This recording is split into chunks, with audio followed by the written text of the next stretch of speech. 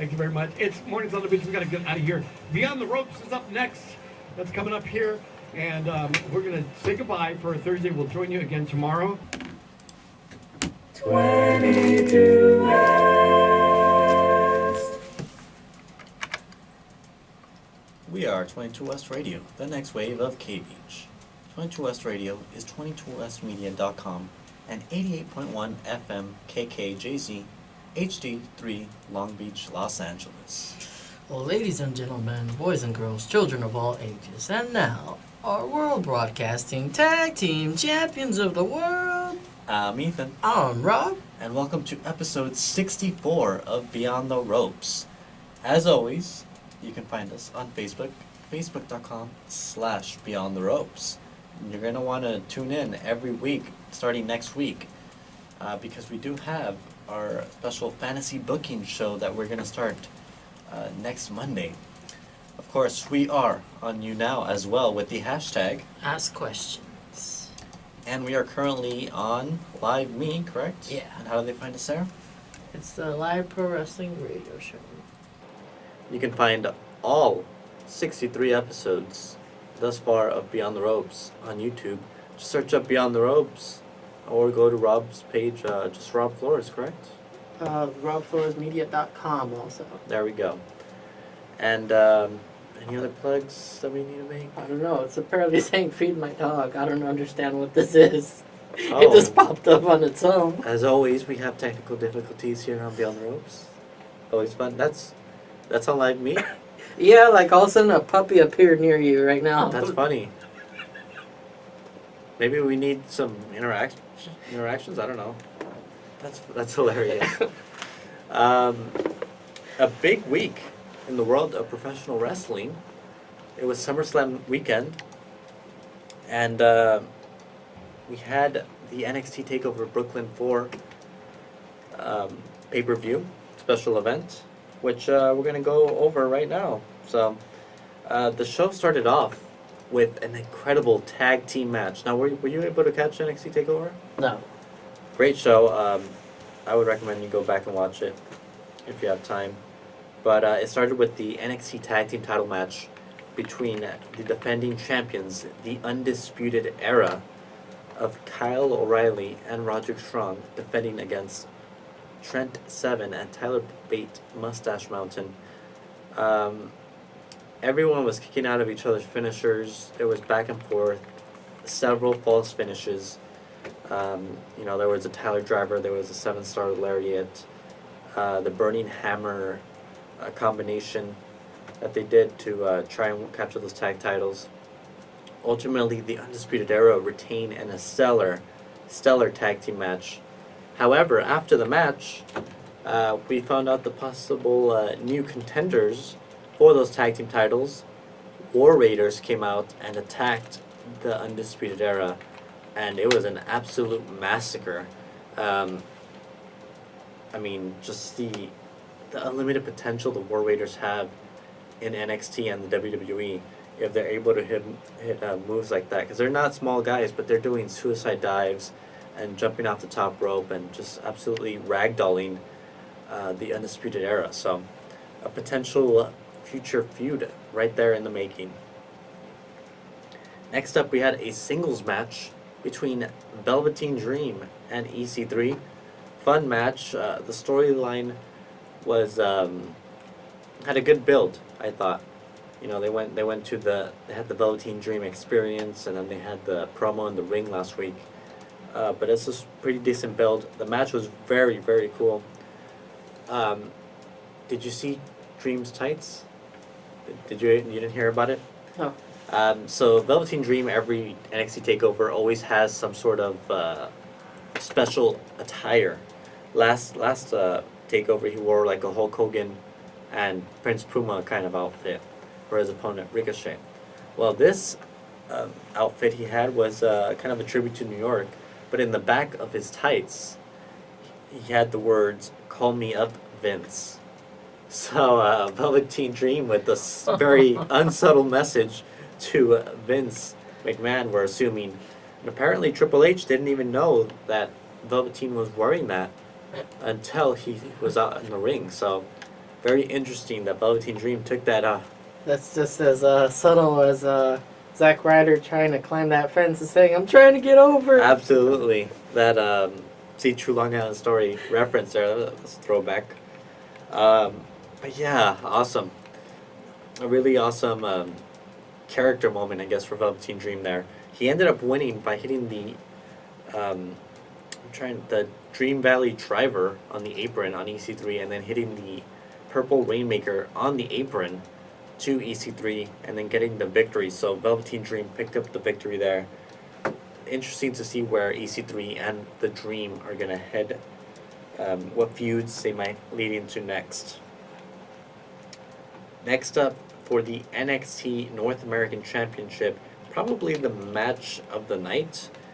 Ricochet took on the defending champion, Undisputed Era's own Adam Cole, baby. And what a match it was. Again, just a number of back and forth maneuvers.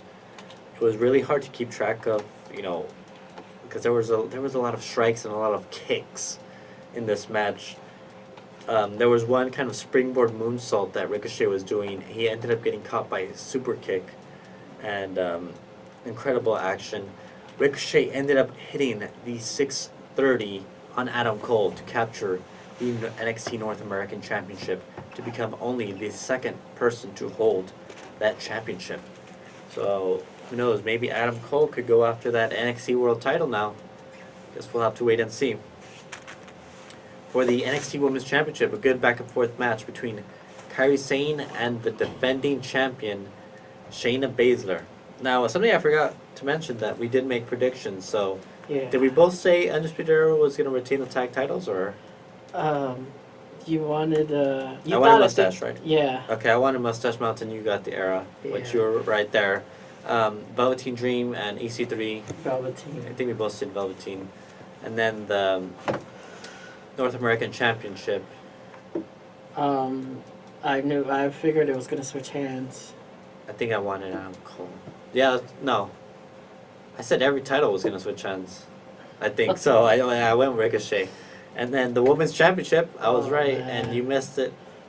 I was surprised. I felt it was time. I think she's ready to go up to the main And roster. it was like a clean victory. Yeah, so a really, really solid back and forth match, as all these matches were. Kairi Sane was about to hit an insane elbow, her finish, that elbow from the top rope, and Shayna put her legs up.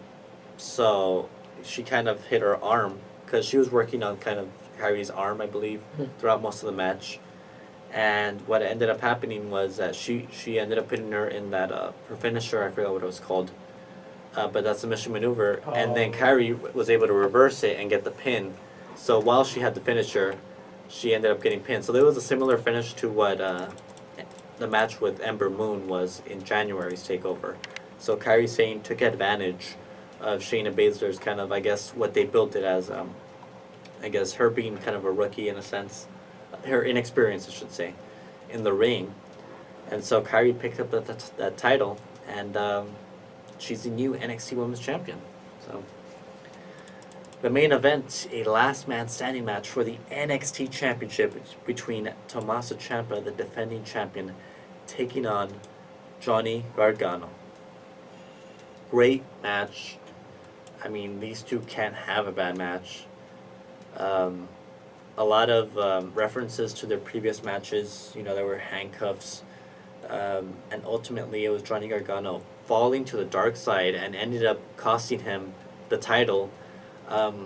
He had Ciampa handcuffed to a part of the stage, and he ended up he could have finished the match and won it like that, but he as we mentioned, the darkness kind of took over him, and he went for a running knee, and he ended up missing it, hitting one of the kind of I guess stage props. No, it wasn't a prop. It was like a storage box or something that they had on the stage.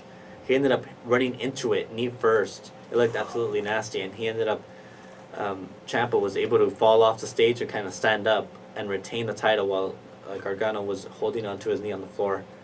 The rumor is that Johnny Gargano actually did hurt himself and dislocate his knee. So hopefully, if that's the case, he doesn't miss too much time. Since this is the second time that they have a match they have handcuffs involved, I feel like if they have one more match, it needs to be the bull rope match. I don't know what other. I mean, they've been rumors of a 3 Stages of Hell match, or a Hell in a Cell match, the first ever NXT Hell in a Cell match. I mean, they've done the Falls Count Anywhere and an unsanctioned match. I could see an I Quit match where the loser leaves NXT. I think that would make the most sense. But all these matches each are unique in their own, and they've managed to keep up the hype in every single one. So I don't know. We might see one more. It might be a little while until we see the next one, because Gargano could be legitimately hurt, and we could see Aleister Black chasing that NXT Championship once again. So another solid edition of the NXT Takeover Brooklyn 4. So do we want to go on break, or do we want to cover first SummerSlam? break. All right, so we're going to do the first commercial break, and when we return, we are going to cover SummerSlam. Affordable, professional, and located on the second floor of the USQ. Electric Hair has all of your nail and hair needs Not sure what covered. they were For an referring to. appointment, call Says, I'm not really sure. Clever or 562-958-4522. brave? Question mark. That's I missed 562-958-4522. it. Did you know that more than 20% of students on Cal State campuses experience food insecurity while in college? Cal State Long Beach is doing something to help that with the Beach Pantry, which is located on the 3rd floor of the Student Union in room 302 and is open Monday through Friday, 10 a.m. to 2 p.m. and again from 5 p.m. to 7 p.m. Stop by for some food, snacks, and school supplies.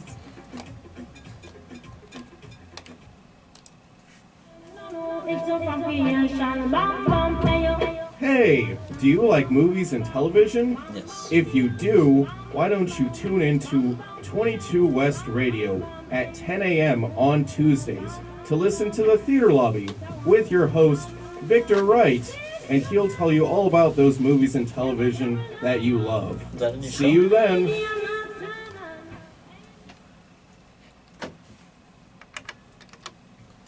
Arts, crafts, and music. Back to the Beach Week. USU Southwest Terrace, August 27th through the 31st. Monday, 12 to 1 p.m., DIY tie-dye bandana bar and karaoke. Tuesday, 12 to 1, mini canvas painting and mocktails. Wednesday, 12 to 1, stay cool and sparkle with live DJ. Thursday, 12 to 1, DIY buttons and beach treats.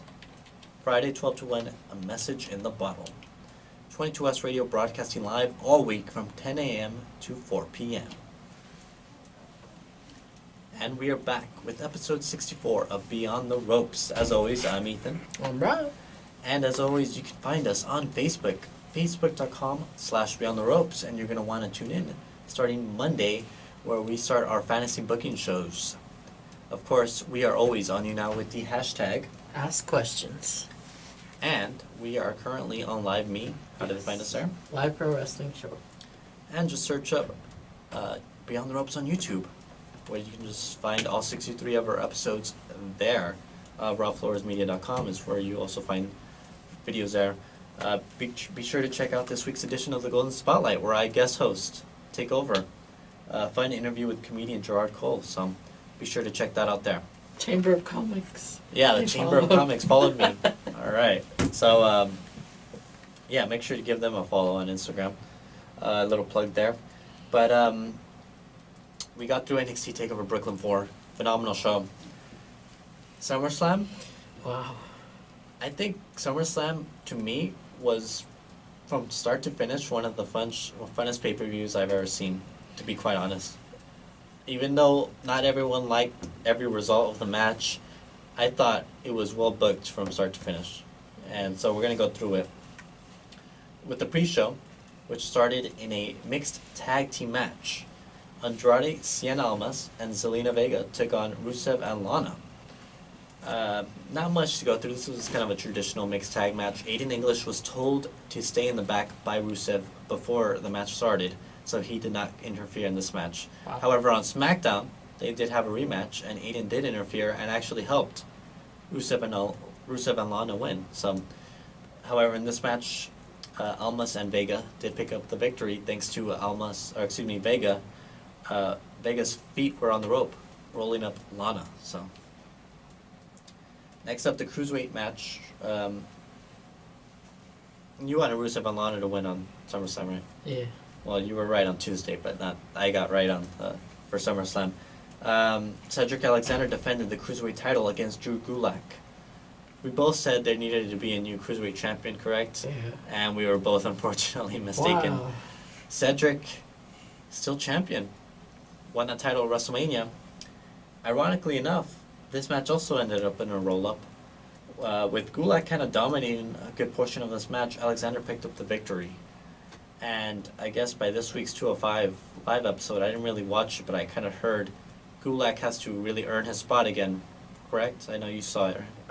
So he had Brian Kendrick and Gentleman Jack there, and I guess they were going to try to beat him, but that never happened. Oh, okay. But yeah, unfortunately, I mean, for us... I feel if they go again, it'll be a submission match. That'd be a good idea. I haven't seen Cedric do any submission holds, so it would be cool to see him try something different. Yeah. So, the B team defended the Raw Tag Team titles against the Revival. You said the B team would retain? Yeah. Well, they retained, so I don't know. I cannot get into the B team. Their new theme music is horrible, by the way. Oh, I've never heard it yet. You should look it up on YouTube. It's very cheesy. It fits their gimmick, I will say, but it's absolutely horrible. It gets stuck in your head. They won with the roll-up. So all the pre-show matches were in roll-up victories. Wow.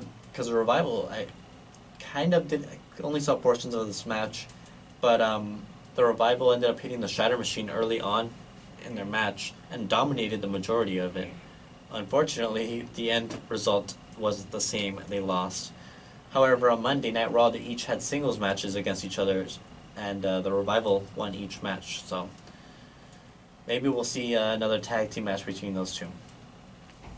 So the opening match for the SummerSlam main card was the Intercontinental Championship match. Phenomenal match. 23 minutes were given. It was Dolph Ziggler with Drew McIntyre defending the Intercontinental Championship against Seth Rollins with the returning Dean Ambrose. Seth Rollins came out in Thanos gear. So if you saw Avengers Infinity War, Seth Rollins had the shirt kind of outfit that he had, and then the gray pants with one gold boot, and signifying the Infinity Gauntlet that Thanos had. And it was on the leg that he actually uses the curb stomp in, so it was kind of a racing Dolph Ziggler there. Phenomenal back and forth match. A really cool spot was when Seth Rollins hit a reverse. You know how he does a suplex off the top rope and then does a Falcon Arrow kind of maneuver? Well, he did a reverse version of that in that match. It was a awesome spot. Really got the audience really into it.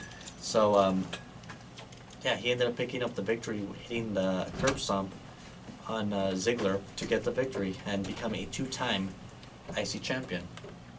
Wow, I really thought Dolph was going to keep that belt. I don't remember if I said... Yeah, I think we both said Dolph Ziggler would keep that championship. Do we think Dean was going to turn heel? No, I thought that McIntyre was going to betray Dolph for that belt. Oh, that's right. Yeah. That would have been better. Well, it would have given them something to compete for. Well, on Monday we got some bigger results, which I'll get into in a little bit. But there's a reason why I guess Seth won that title. So nonetheless, a really strong match. The next match was for the SmackDown Tag Team titles. The Bludgeon Brothers took on the New Day. Really fast pace. This was a maybe not even 10-minute match. It's really short. Well, I believe Rowan needed surgery, right? This is where he got hurt. So it was during this match where he ended up getting tore his bicep, I believe. Mm-hmm. Bludgeon Brothers ended up getting disqualified. This wasn't a typical Bludgeon Brothers match where they kind of, dominated majority of it. It was really back and forth, fast pace. There was a table spot, no? Not in this match. There's a picture of No, like, that was on SmackDown. Ah. Yeah. So we'll get into that in a bit, but yeah, in this match they ended up using the mallets to get get themselves disqualified. Really cool spots. Xavier did a flying elbow from springboard elbow off the top rope onto the floor outside, and ultimately, New Day won by disqualification. Bludgeon Brothers retained the titles, as you mentioned. You saw the table spot that was on this week's edition of SmackDown Live in the main event where the New Day took on the Bludgeon Brothers in a no disqualification match. Awesome table spot there. And that's how the New Day ended up winning and becoming a 5-time SmackDown Tag Team Champions. Xavier Woods ended up hitting that springboard elbow onto Luke Harper there to capture the titles. So, really cool moment. And we both said, I don't remember who we predicted for that one, For which one? the tag match. Oh, I just wanted the Bludgeon Brothers to lose those belts already. I think I predicted New Day would win too, because I think it was time, but they ended up winning on SmackDown Live. We were kind of right, but we were wrong. Wow. This next match, we were both definitely wrong. Braun Strowman took on Kevin Owens in what was a 2-minute squash match. Kevin Owens got 1 ounce of offense. He super kicked Strowman, and then he took a beating. He got chokeslammed on the steel ramp and took a running power slam and got decimated in 2 minutes. So, Wow. yeah. But there was a reason for that. So, which we'll get to in a little bit. Carmella defended the SmackDown Women's Championship against Charlotte Flair and Becky Lynch in a triple threat match. This was Carmella's best match, and this was a really good match. Like I said, I thought this pay-per-view was solid from start to finish.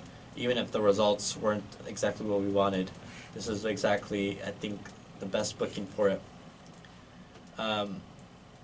We predicted Carmella would retain because of the triple threat scenario. The odds were stacked against her. Well, unexpectedly, Charlotte ended up winning the Women's Championship for the 7th time. Wow. And after the match, Becky Lynch turned on her best friend and turned heel, essentially. She beat her up, turned heel. However, the Brooklyn crowd loved it because they booed Charlotte for winning the title and actually were cheering for Becky and absolutely loved this heel turn. Well, I mean, they're pretty much gonna have Charlotte tie with her dad soon. With like, She has title 7 matches. titles so far. That's pretty quick Yeah. in her career. Mm-hmm. It won't take long for her to get to 16 times. No, she'll do it. She'll have the most title reigns in like women's history, definitely. But yeah, this continued on SmackDown Live where Becky kind of cut a heel promo saying the fans kind of turned on her. They never did a hashtag give Becky a chance hashtag on Twitter, and she said, you know, it was her moment and Charlotte took it from her, and Charlotte then came out, no words, sprinted to the ring and they brawled. They had to be separated by the SmackDown Women's division. So we're in for a great feud here between those two. Charlotte is the new Women's Champion. Carmella will get her rematch next week on SmackDown Live. Don't see her getting the title back, but Unless Ellsworth can come back. I don't see him coming back this time. But yeah, Carmella, in a fun segment backstage, asked for her rematch, and then we see R-Truth come in, saying Carmella's been running from him, dodging him, saying he wants a match against Carmella. So this fun segment that's been going on the last month or so, where R-Truth has been wanting that women's championship or whatever, and so he's been saying Carmella's been running away from her. And Paige told him to leave, so he left. And as Carmella was leaving after she got her title rematch, we hear R-Truth saying something like, "Come here, Carmella," or something. She's like, "Truth, get away." It was a fun segment, so I don't know. Maybe one day we'll see R-Truth versus Carmella, because that'll be fun. Next, AJ Styles defended the WWE title against Samoa Joe in another 22-minute match. Solid match. At the start of the match, Samoa Joe introduced AJ Styles' wife, Wendy, who was in the audience with AJ's daughter as well.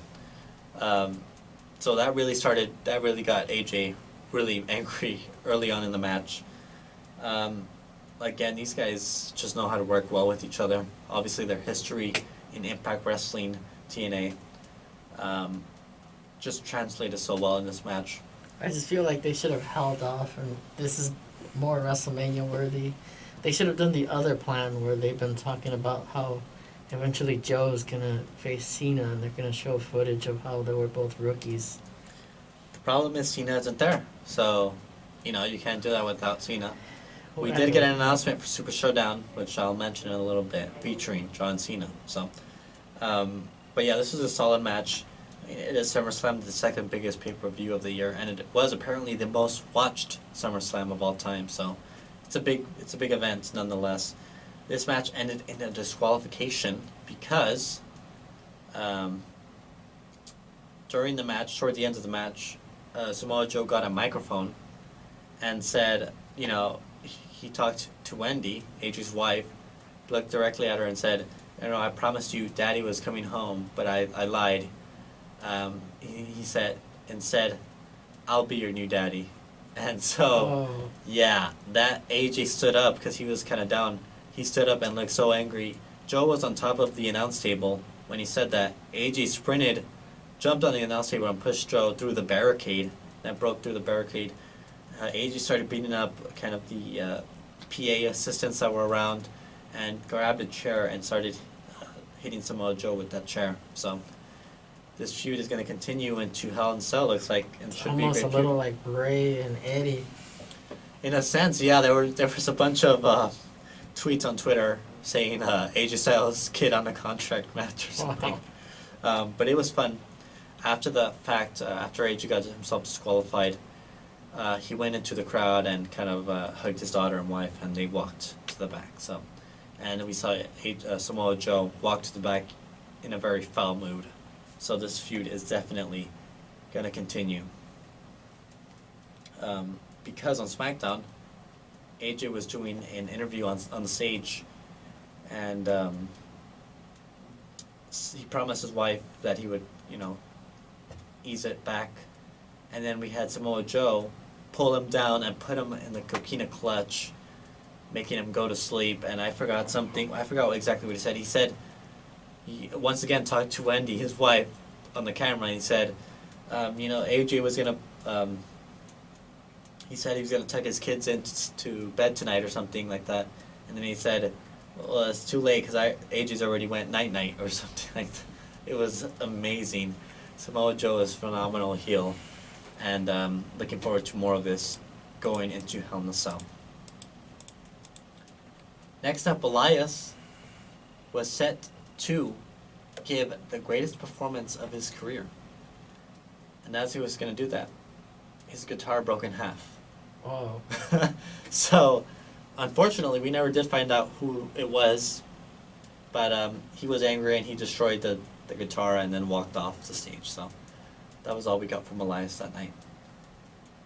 In another match of the night contender, Daniel Bryan took on The Miz. Great match, long match. They gave it time. They gave all these SmackDown matches time. So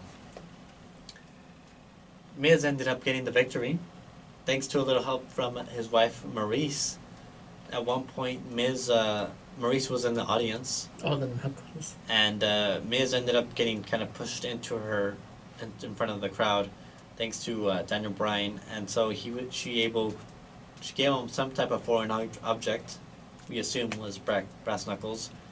And as Daniel Bryan was going to go for a suicide dive, Miz used those brass knuckles and was able to get the victory. And he holds a victory over Daniel Bryan. And we found out on Tuesday, he said that he was done with Daniel Bryan. Daniel Bryan then came out with Brie Bella, and she ran out to the ring and started attacking Wow. Miz. And Well, she's been done saying she wants one more match. Yep. So it looks like we'll be getting that. I heard that Nikki's gonna fight too soon. There's a I hope talk that she's gonna fight Ronda at the women's pay-per-view. I don't want that to happen, so don't say that. It's like, why does she get to get dibs like that quick? Like, I don't know. We're gonna get into that. We'll get into that in a bit. But we both said the Miz was gonna win. yeah, Think so. Daniel was like, We I both think said so. Miz, right? Okay. Well, it looks like we're gonna be getting a mixed tag match at Hell in a Cell. Daniel Bryan and Brie Bella will take on Maurice and the Miz. Kind of WrestleMania, kind of similarity to what happened with John Cena and Nikki. And we know what happened after that with that couple. So wow. don't mess with the Miz and Maurice. So after that, another squash match. Baron Corbin came out. And we got a surprise appearance by the Demon, Finn Balor. Baron Corbin had absolutely no offense in this match. This was another 2-minute match. Finn Balor hit several drop kicks, several coup de grace, it was like one coup de grace, but it was like several kicks and, the maneuvers, the sling blades. Ended up defeating Baron Corbin in a matter of minutes. Great for Finn Balor because he got himself a Universal title match the following night on Raw. Not the result we would have wanted, but he got his rematch after 2 years finally, so that happened. SmackDown, the United States Championship match between Shinsuke Nakamura and Jeff Hardy. This was about a 10-minute match. Good match. Hardy took a nasty bump on the outside, hitting a swanton bomb on the apron, ended up missing, ended up costing him the match. Shinsuke retains.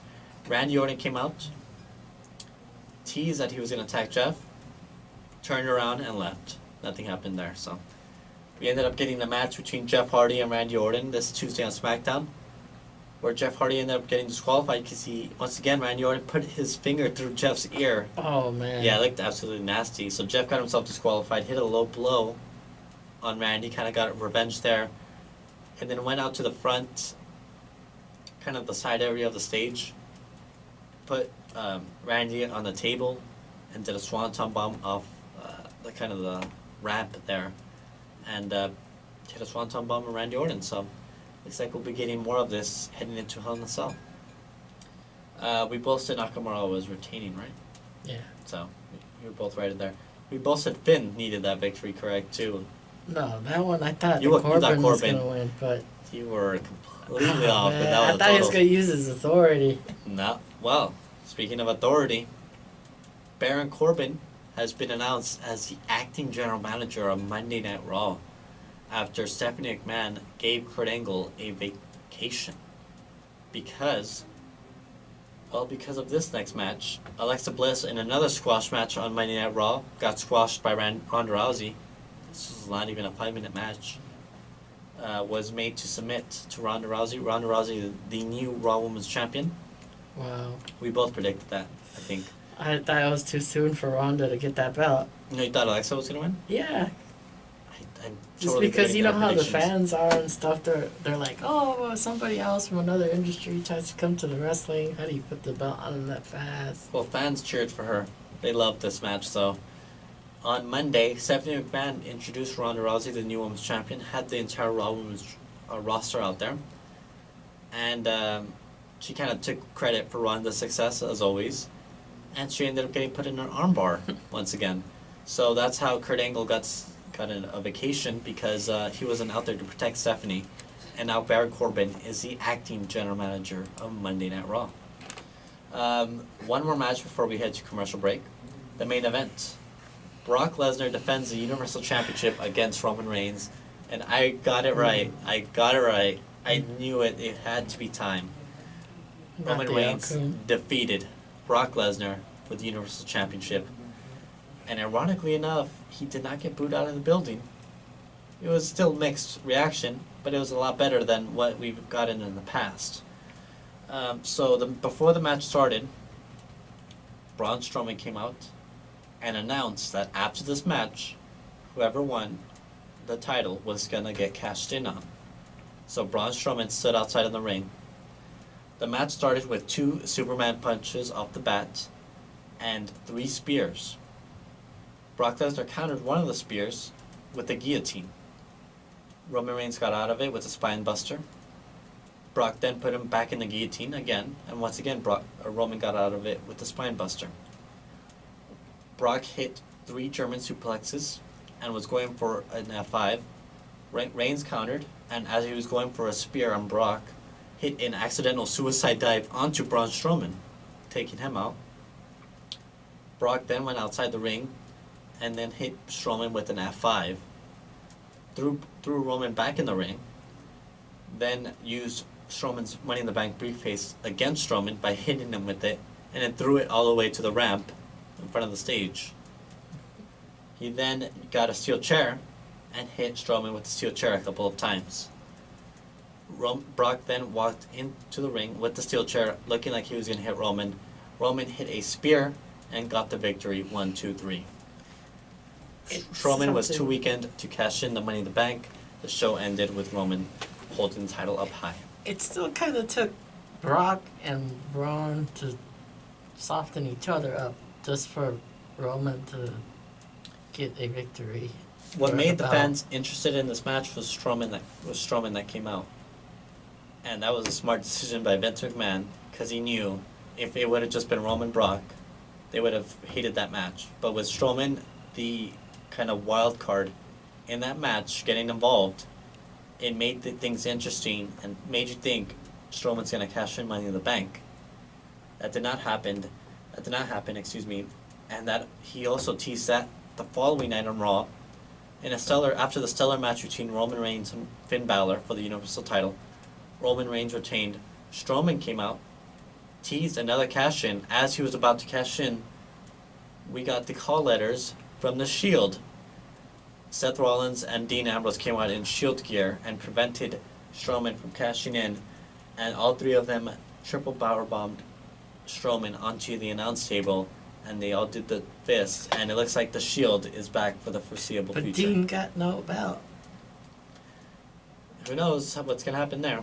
But Dean did have a match, and he changed his moveset against Dolph. He got a new moveset. He's not doing the same Dean Ambrose moveset that we got used to. He changed his moveset a lot more stiffer. What about So that? it's really cool. Running to the rope and throwing himself back in. He did not do that this match. And he did a cool pop-up, Dirty Deeds to Dolph. He popped him up and then hit a Dirty Deeds. Like, it was really cool. So he got a new moveset, for his new look. So the Shield is back. Roman is Universal Champion. We don't have to see Brock for a while because, as you know, Paul Heyman showed up on Monday asking when Brock's rematch was, and Kurt Angle said it would be a cold day in hell when Brock gets a rematch. So looks like we won't be seeing Brock for at least until after his Kurt being match. replaced, things could change. Things could change, but the suspicion is Brock's not coming back until after his fight with the UFC, which is in January. So that was kind of our show in a nutshell for our review. When we return, we are getting into the finals of our draft. Did you know that 71% of students at Long Beach State receive financial aid? In 2016, Long Beach State awarded $12.3 million in scholarships. Not only that, each year more than 1,500 students are served by Disabled Student Services, leaving no barriers in their path to an education. At the beach, we know no barriers. It's a philosophy that applies to everything we do. Do you have the list? We're about to put it up. Greetings, students. I'm Sienna Acevedo with your Recycling Tip Updates. Did you guys know that the average college student first can this save time, around you? $75 Uh, per year yeah, by me. collecting Yeah, 'cause I and went. Yours was recycling last your own beverage containers? when we ended This the dollar show. amount would of course be higher if you kids got together with your roommates and cleaned up after all those wild parties. Upwards of $75. Think of all the other things I could buy.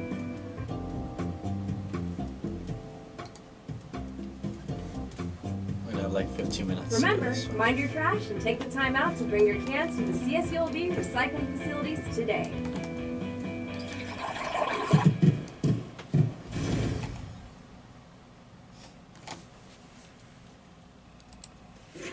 Quiet on the set. Can we please have quiet on the set?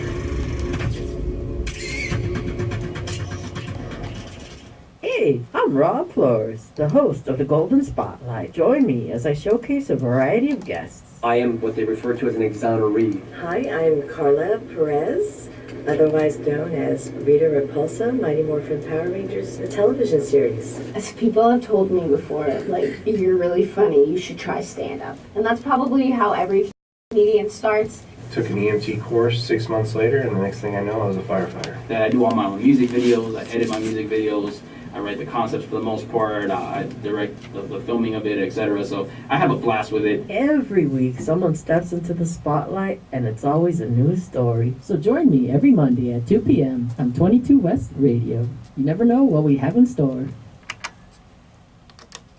Arts, crafts, and music. Back to the Beach Week.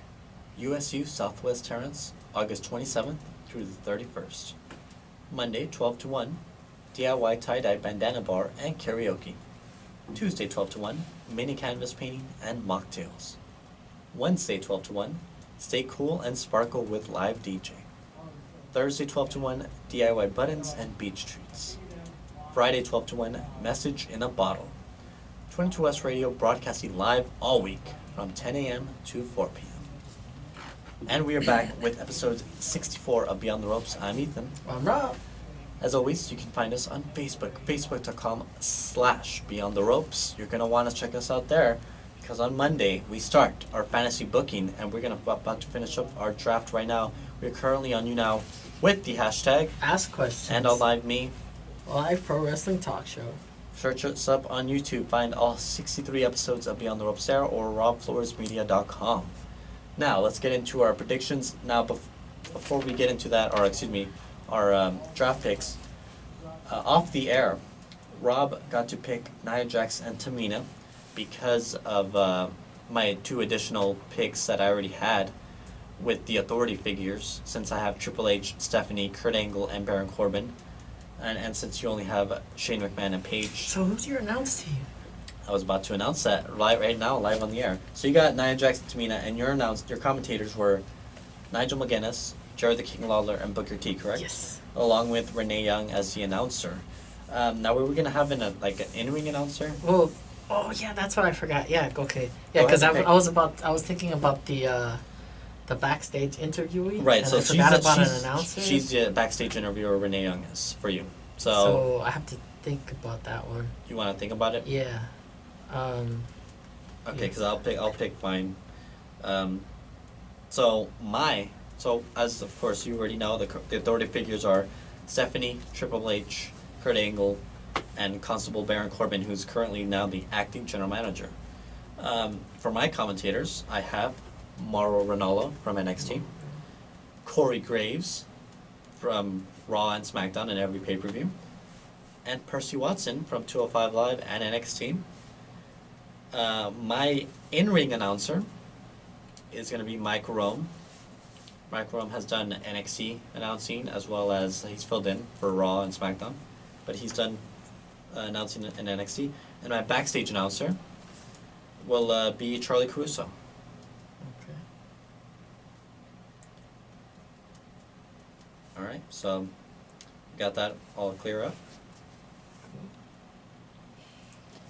All right, so you get to pick the first of the remaining draft picks. Now we will each have 12 picks, and after that, there will still be leftovers.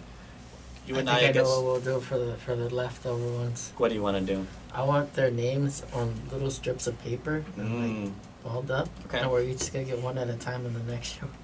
All right, but we're starting our shows this Monday, right? Yeah. Okay, so we'll start the official shows on Monday. Yeah, because we'll have extra names still, huh? We can do it, and then we'll just do like bonus.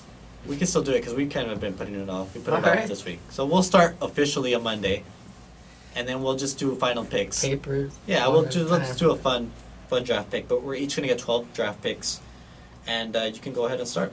All right, so I will take Randy Orton. Oh, I forgot he was there. All right. Strong pick. All right, so my first pick out of 12, I will take Hideo Itami. Oh, okay.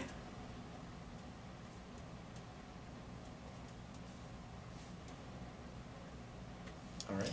My next draft picks, Daniel Bryan. Good, I'll let you have that one. All right. My next draft pick is going to be, let's go with Kairi Sane, the new NXT Women's Champion, by the way. Cool. I will take Bobby Lashley. All right, and I will take Naomi. Oh yeah, you need your women's division. I gotta get some women there. I have some, but need to build it up a little more. My next draft pick comes from the Wasteland. Oh. The tag team. The Ascension? Yes. Good, some tag teams there. My next pick will be Lacey Evans from NXT. The first lady of NXT.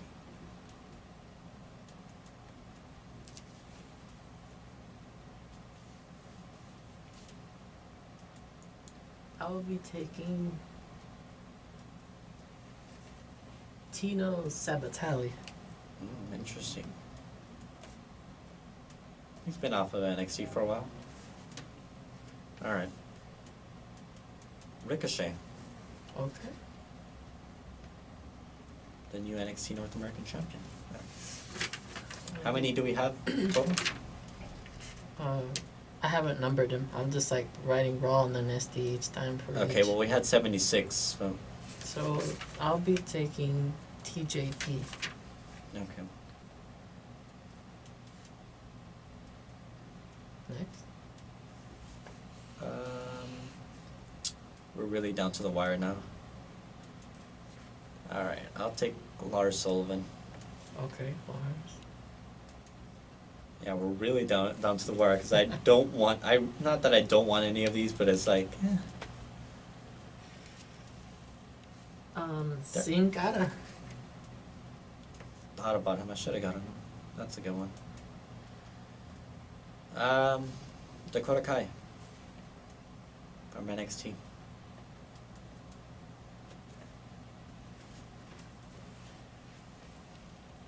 I'll be taking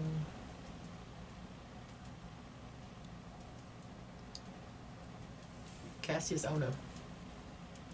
Good pick, good pick. I will take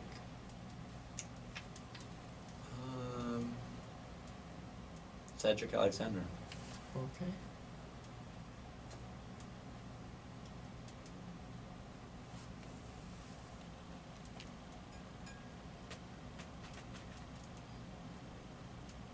I will take Jinder Mahal without the Singh brothers. Oh, so the Singh brothers are still available. That's a tag team right there. Alright, I will take...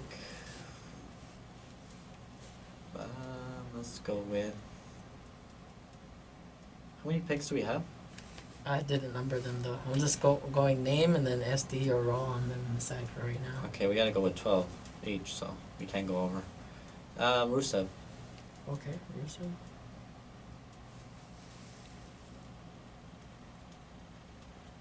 I will be taking Aaliyah. She was on last week's episode of NXT. Got dominated by Carisi. I will take Johnny Gargano.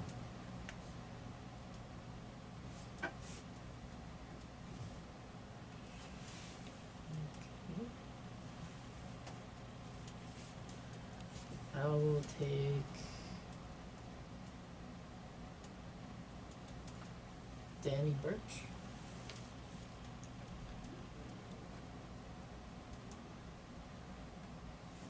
So actually, someone I forgot to mention who just made his debut a few weeks ago, Keith Lee.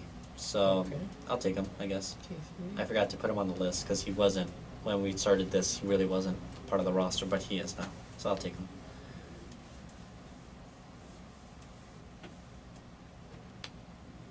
No, oh, something I forgot to mention for the NXT Takeover show was Matt Riddle is officially signed to NXT. So I don't know if we want to include him in there, but he's officially a part of the roster. Who? Matt Riddle. He's a very popular indie star, so we'll see him, I guess, in the NXT. I would assume in the next coming weeks.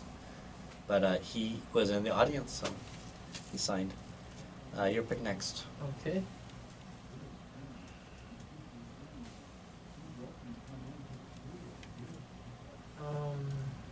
We're gonna have so many superstars on the roster; they're gonna be unused. Fandango. Good pick. I thought about him getting him back, but that's all good. I will take Candice LeRae from NXT.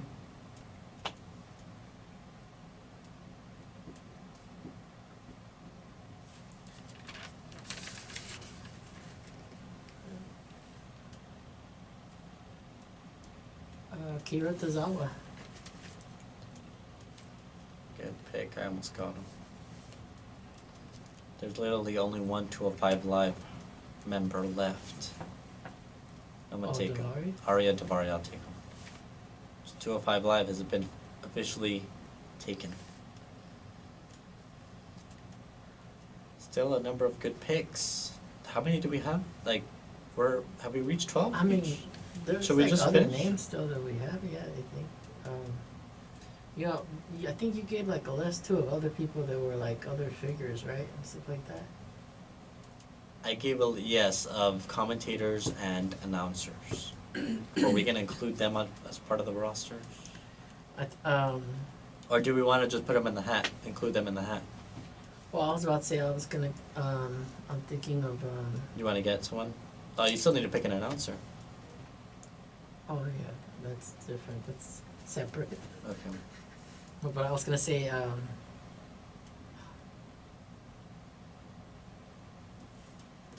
forgot. Regal. William Regal? Yeah. Okay.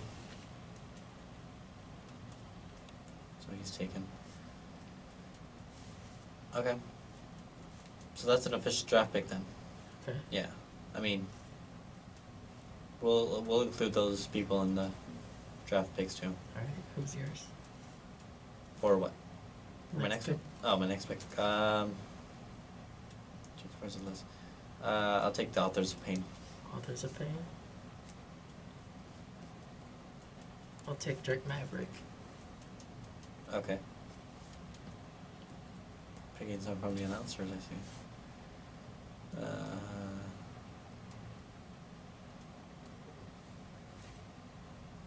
Well, in that case, since we're picking some from that list, I will take Vic Joseph, commentator. He's a commentator for 205 Live. Okay. The main commentator. Playback thing. You could do something for my show. I don't know.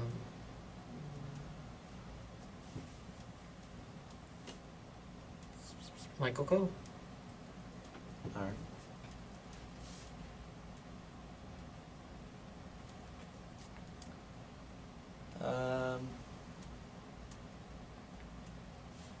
Tom Phillips. I'm gonna make my mind like a 6-man announcing. The coach is still free, no? The coach is. Okay, the coach. Did I put him in there? Ooh, yeah, he's been on there. Yeah, he's been okay. I thought I'd missed him. All right, cool. So we'll have to continue the rest of the names on the next episode. With the hat, so we're gonna pick Yes. them out of a hat, and every free agent left will be there. there's about 15 guys left. So before we go, Facebook.com/Beyond the Ropes. Starting this Monday, we will start giving our booking shows. My version of Monday Night Raw, your version of SmackDown Live. It's going to be a big show. Oh, I'm going to announce, might make some announcements on there over the weekend before the booking show, so we'll see that there. Thank you for tuning in. As always, this has been episode 64 of Beyond the Ropes. Facebook.com/Beyond the Ropes. Don't forget it. Follow us on Twitter at EthanMB95 and Rob Flores Media. make sure, again, give us a like. Facebook.com/Beyond the Ropes. Last time there. Thank you for tuning in. This episode is about to be deleted and has been too sweet.